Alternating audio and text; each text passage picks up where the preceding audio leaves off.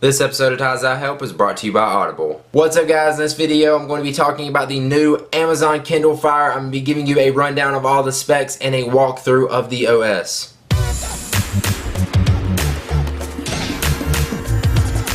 Alright, so let's start off with the device itself and the specs. This thing is 7.5 inches long with a 7-inch multi-touch display. It has anti-reflective treatment. It's 1024 by 600 pixel resolution at 169 pixels per inch. And this thing only weighs 14.6 ounces. This thing has 8 gigabytes of internal storage. After everything's installed, you kind of get around 6 gigabytes. And of course, you get Amazon's free cloud storage. Now here on the bottom of it, you have a very awkwardly placed power button right here. I don't know why they put it on the bottom, but they did. Right beside that is the micro USB charging port and the 3.5mm headphone jack. And on top they have the 2 speakers, which is kind of backwards from all the other devices we've seen. And now let's give you an overview of the OS itself, starting by hitting the awkwardly placed power button. Here on the lock screen you have a wallpaper that changes constantly. You got the time, the date, and then you basically just swipe to the left to unlock. Now here is the home screen of your Amazon Kindle Fire. This is running Android 2.3, but of course it has Amazon skin over it to make it their own twist on it, I guess. Now here at the top we have the notification bar where you can actually tap right here and it shows the notifications, similar to Android, obviously, because it is running Android. Let's tap home. You also got the time up here and then the settings along with the power and Wi-Fi signals over there.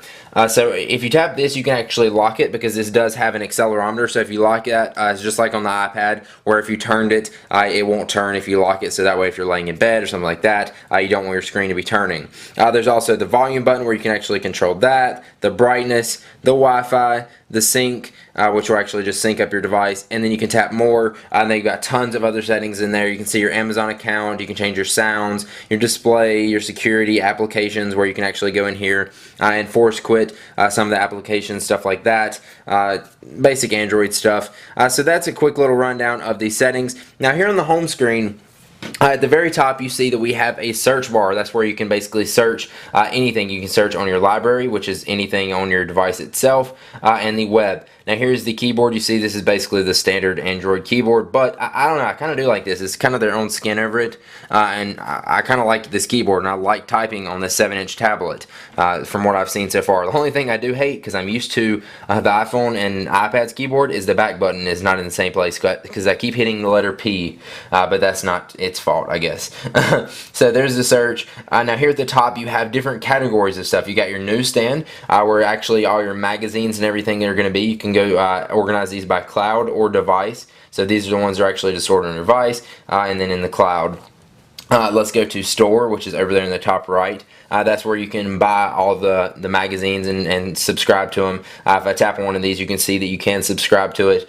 You can buy the current issue for only 75 cents or just subscribe to it. Anyways, that's the magazine store. Pretty cool newsstand if you want to use that. So next is books. They also have this. This is on the cloud, or you can store these on your device in case you're not near a Wi-Fi network. And then again, up here in the top right corner, you got store where you can tap, and you can actually get a choice of any book that Amazon sells. So they got, of course, hundreds of thousands of books in here for you to choose from. That's what Amazon's known for with their Kindles. So obviously this is going to be good. Now, I'm not sure if you guys would want to read on this if you're used to reading on a Kindle, because this is a regular display, so it's not like going to be the e-ink technology. So if you can't sit there and stare at this for a long time, that may not work for you. Next is music.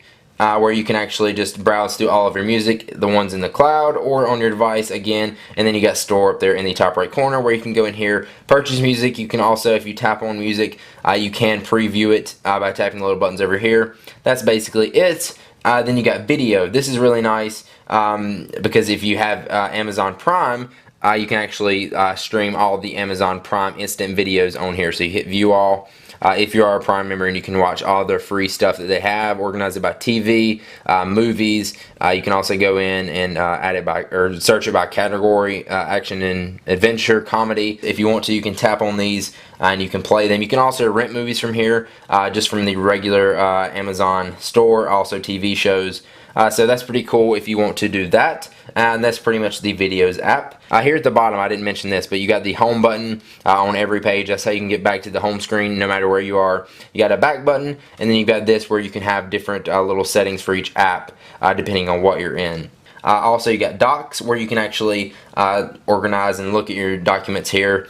You got an email that actually gives you, which mine is timeoffemail@kindle.com. You guys are probably going to send me a lot of documents. I don't know why I said that. Anyways, there's the documents, no store for this one. It's just so you can view your documents. Next is apps. Now Amazon has actually put their own app store on here. This is not the Android app store, but Amazon does have a pretty big selection of apps, but you're not going to get everything that you would on Android. For instance, I was trying to search for Spotify. They didn't have it. So here's all the apps that we have in the cloud, and then you can see all the ones we have on the device.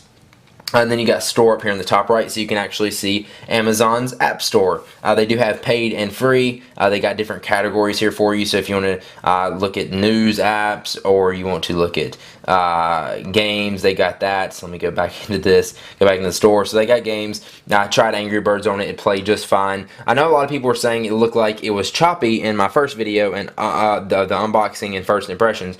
It kind of does seem like that at times, but when I was playing Angry Birds, which isn't a super hard game to run, it didn't have really much lag to it, but it kind of seems like when I drag, it's just kind of laggy behind my finger. I don't know how well that translates on video, but like, I don't know, it's just kind of like the scroll is delayed like half a second, but it isn't bad. Anyways, all these purchases go through your Amazon account, so you will need an Amazon account for this. That could be a good thing or a bad thing.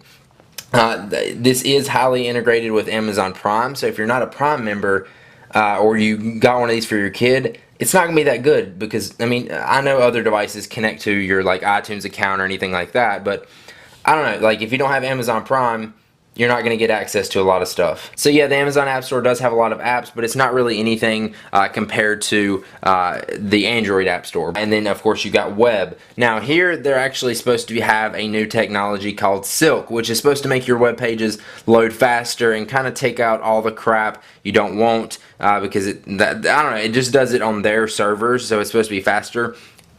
For me, it's actually kind of slower. Like now, right now, I don't have the best Wi-Fi connection, so it's not gonna be fast either way. But I don't know. It just doesn't seem as fast for me. Like you see when I tapped on that, it started refreshing. It loaded it pretty fast, but I don't know. It's just basically a web browser. I don't notice any speed differences. I was hoping it would be a lot faster, but from what I've seen, it doesn't. You can play YouTube videos in it, so that's nice. You got tabs up here at the top. You got your address bar here at the bottom. You can tap the little info button or settings thing. You can add bookmarks. You can see your history, downloads. You can share the page. I tapped on something. I tapped bookmark. You can find on page, and you can tap settings.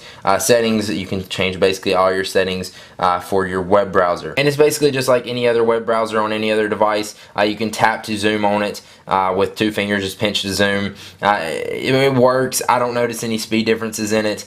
It does look nice. I kind of do like the layout of it, but sometimes I don't know if it's the device itself, but like when I'm just tapping up here, sometimes it doesn't work. Like right there, I was trying to tap the other tab. Like sometimes it's just a little bit delayed. I don't know what it is. Maybe it's not the browser. Maybe it's just the Kindle, and maybe it's just because a ton of people are using the Kindle Fire right now, and it's taking a hit on their servers. We'll see in a week or so after everybody isn't using this thing all at once. So there you go. There is your main categories of apps. Now the home screen is a little bit confusing. I don't really know what to call this section right here, but basically it's whatever you've opened up recently. Now, if you open up a web page, like for example, I just went to ESPN.com just a minute ago, and that was up here until I added it to my favorites. But basically, this is your recent stuff. So let's say you went to a porn website, it's going to load up here. Not to say that I would do that. I would not do that. But it's going to load up here. I can't figure out how to remove these. If you tap on any of these, basically just ask you, or if you tap and hold down, it asks you if you want to add these to your favorites. I don't know what happened right there, but my tablet just like refreshed. So it only asks you to add to your favorites. I haven't figured out how to remove any of these, so I don't know why they have it like this. Now, one thing I don't like is that some of these icons are kind of like bigger than the other ones. Sometimes, actually, just a minute ago, these look pixelated. Maybe that was why it refreshed to fix that. But I don't like that these are different sizes. So that's basically your recent things. Don't know why they had that. Don't know how to remove stuff from it. I do like the layout where you scroll back and forth, but I don't like how everything is different sizes and how you can't remove stuff, or at least to my knowledge. Now here is your favorites, which you can scroll up or scroll down. I think you can add more of these, just depending on how many icons are here. I'll open up more for you.